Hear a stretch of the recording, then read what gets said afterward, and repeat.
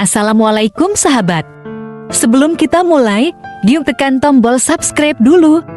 Semoga yang subscribe rezekinya makin berlimpah dan hidupnya penuh berkah. Amin ya Allah. Tahukah kamu, Nabi Muhammad SAW dan Ali bin Abi Thalib punya kisah persahabatan luar biasa. Ali tumbuh dalam asuhan Nabi Muhammad SAW menjadi seperti anak sendiri baginya. Ia belajar langsung dari Rasulullah. Ali selalu setia. Saat hijrah, ia rela menggantikan Nabi tidur di tempat tidurnya untuk mengelabui musuh. Dalam perang Kondak, Ali berhadapan dengan Amr bin Abmud, salah satu petarung terkuat Quraisy, dan Ali menang dengan gagah berani. Rasulullah bahkan berkata, "Aku adalah kota ilmu, dan Ali adalah pintunya." Betapa dekatnya mereka. Persahabatan sejati bukan hanya tentang kebersamaan, tapi juga tentang kesetiaan dan pengorbanan. Siapa sahabat sejati kamu? Tag sahabat terbaikmu. Semoga kita bisa meneladaninya. Jangan lupa like, share, dan subscribe untuk kisah Nabi dan sahabat Nabi lainnya. Wassalamualaikum. Assalamualaikum sahabat. Sebelum kita mulai, yuk tekan tombol subscribe dulu. Semoga yang subscribe rezekinya makin berlimpah dan hidupnya penuh berkah. Amin ya Allah. Waktu subuh di bulan Ramadan yang hening di kota Kufah. Khalifah keempat, Ali bin Abi Thalib, berjalan menuju Masjid Kufah untuk menunaikan sholat. Namun, di sudut gelap masjid, seorang pembunuh telah menunggunya. Saat Ali sujud, Abdurrahman bin Muljam mengayunkan pedangnya. "Hukum hanya milik Allah," serunya. Darah suci Ali mengalir. Kaum muslimin panik dan segera menangkap Ibu Muljam. Dalam keadaan sekarat, Ali berkata, "Jangan sakiti dia lebih dari satu tebasan, sebagaimana ia menebasku." 3 hari kemudian, Ali bin Abi Thalib wafat. Umat Islam kehilangan pemimpin yang adil dan pemberani. Ketika dunia berpaling darimu, ketahuilah bahwa akhirat mendekat kepadamu. Semoga kita bisa meneladaninya. Jangan lupa like, share, dan subscribe untuk kisah Nabi dan sahabat Nabi lainnya. Wassalamualaikum. Assalamualaikum sahabat. Sebelum kita mulai, yuk tekan tombol subscribe dulu. Semoga yang subscribe rezekinya makin berlimpah dan hidupnya penuh berkah. Amin ya Allah.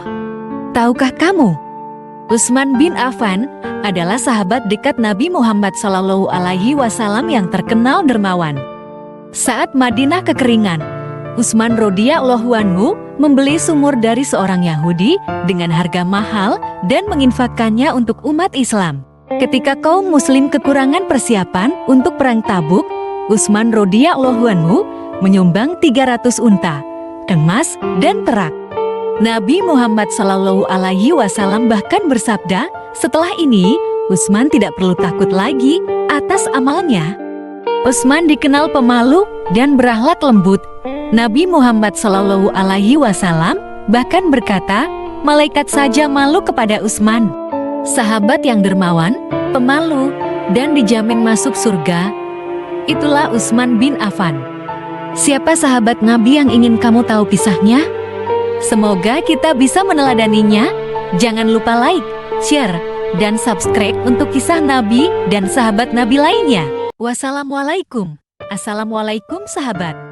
Sebelum kita mulai, yuk tekan tombol subscribe dulu.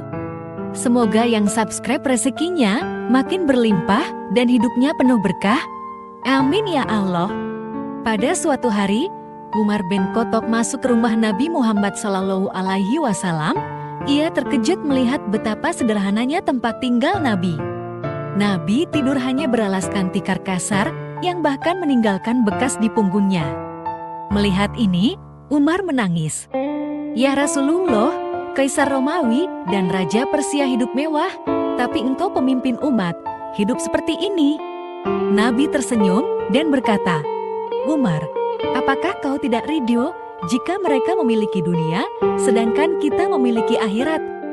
Sejak saat itu, Umar semakin yakin bahwa kebahagiaan sejati bukan pada kemewahan, tapi pada iman dan ketaatan kepada Allah. Sahabat, Kebahagiaan sejati bukan di dunia, tapi di akhirat. Mari kita perbanyak amal baik. Semoga kita bisa meneladaninya. Jangan lupa like, share, dan subscribe untuk kisah Nabi lainnya. Wassalamualaikum. Assalamualaikum sahabat. Sebelum kita mulai, yuk tekan tombol subscribe dulu.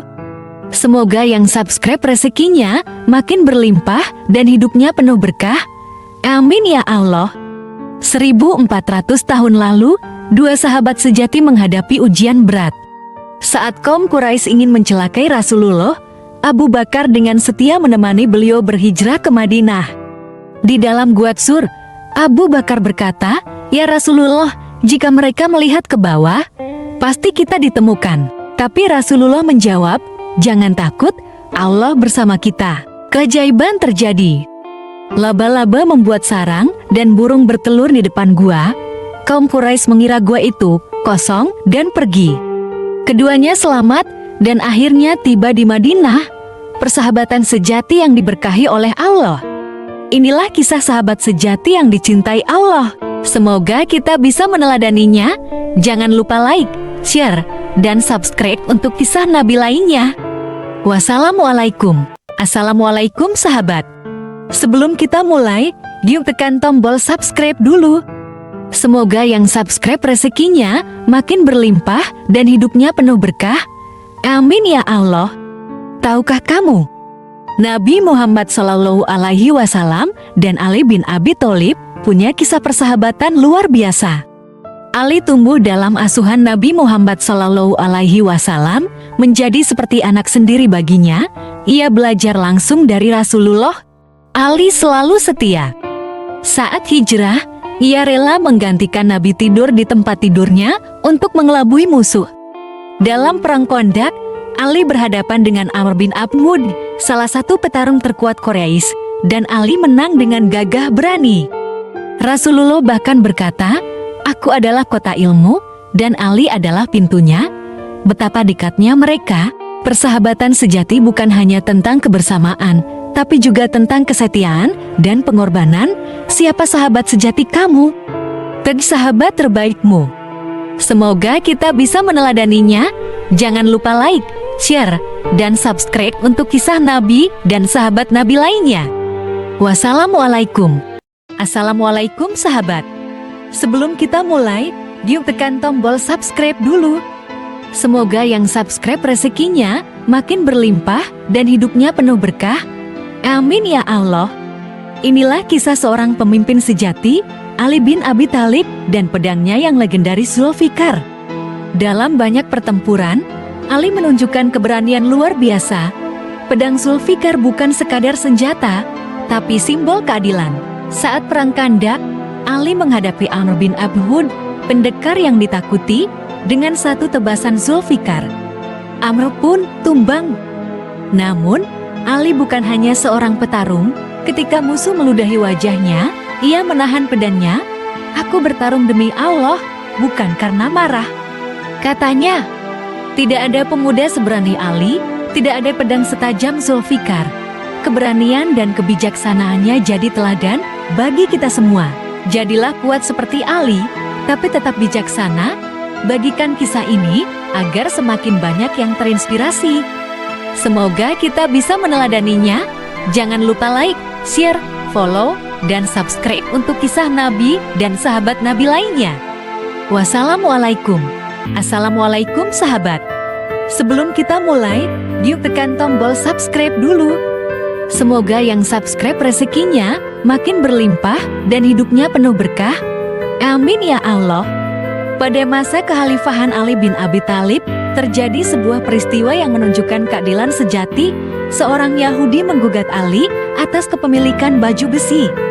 Hakim memandang Ali dan bertanya, "Wahai Amirul Mukminin, apakah engkau punya bukti bahwa baju besi ini milikmu?"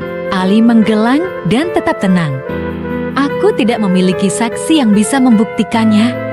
Hakim berpikir sejenak lalu berkata dengan tegas, "Jika demikian, berdasarkan hukum, baju besi ini tetap menjadi milik Yahudi ini." Wajah Yahudi itu terkejut dan tersentuh. Sebagai khalifah, Ali bisa saja menggunakan kekuasaannya. Namun, ia memilih tunduk pada hukum meskipun merugikan dirinya sendiri. Yahudi itu tersenyum dan menyerahkan baju besi itu kembali. Demi Tuhan, aku belum pernah melihat pemimpin sadil ini. Jika ini ajaran Islam, maka aku bersaksi bahwa tiada Tuhan selain Allah dan Muhammad adalah utusannya. Ali tersenyum, mengangkat tangan Yahudi itu dengan penuh kasih. Kejujuran dan keadilan lebih kuat dari kekuasaan, dan inilah yang membuat hati terbuka untuk kebenaran. Semoga kita bisa meneladaninya. Jangan lupa like, share, follow, dan subscribe untuk kisah Nabi dan sahabat Nabi lainnya. Wassalamualaikum. Assalamualaikum sahabat. Sebelum kita mulai, yuk tekan tombol subscribe dulu. Semoga yang subscribe rezekinya makin berlimpah dan hidupnya penuh berkah. Amin ya Allah. Waktu subuh di bulan Ramadan yang hening di kota Kufah. Khalifah keempat, Ali bin Abi Thalib, berjalan menuju Masjid Kufah untuk menunaikan sholat. Namun, di sudut gelap masjid, seorang pembunuh telah menunggunya. Saat Ali sujud, Abdurrahman bin Muljam mengayunkan pedangnya. Hukum hanya milik Allah, serunya. Darah suci Ali mengalir. Kaum muslimin panik dan segera menangkap Ibnu Muljam. Dalam keadaan sekarat, Ali berkata, "Jangan sakiti dia lebih dari satu tebasan, sebagaimana ia menebasku." 3 hari kemudian, Ali bin Abi Thalib wafat. Umat Islam kehilangan pemimpin yang adil dan pemberani. Ketika dunia berpaling darimu, ketahuilah bahwa akhirat mendekat kepadamu. Semoga kita bisa meneladaninya. Jangan lupa like, share, dan subscribe untuk kisah Nabi dan sahabat Nabi lainnya. Wassalamualaikum. Assalamualaikum sahabat. Sebelum kita mulai, yuk tekan tombol subscribe dulu.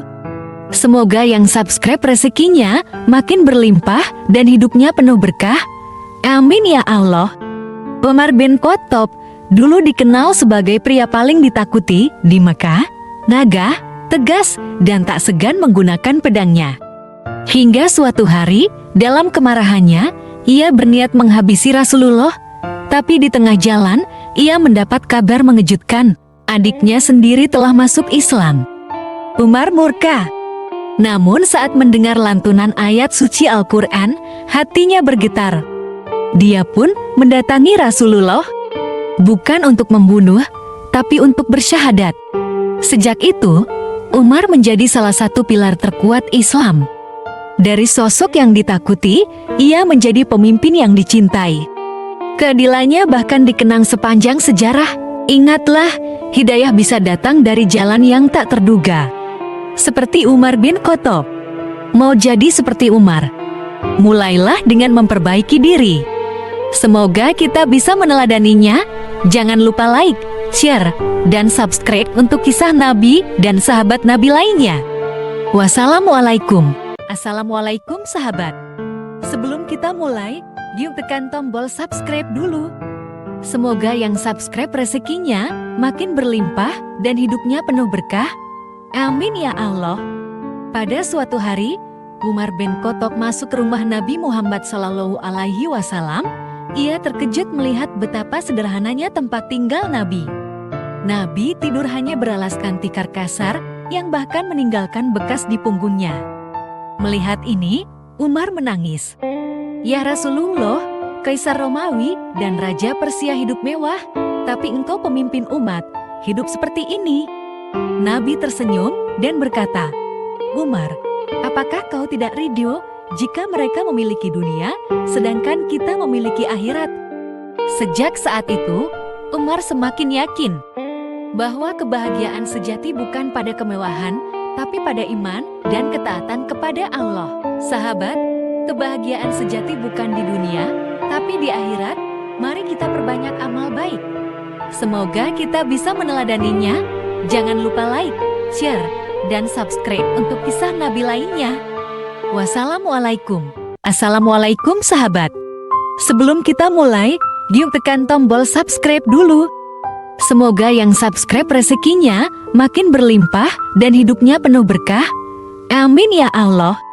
Suatu ketika, Umar tidur, lalu seorang pria asing membangunkannya.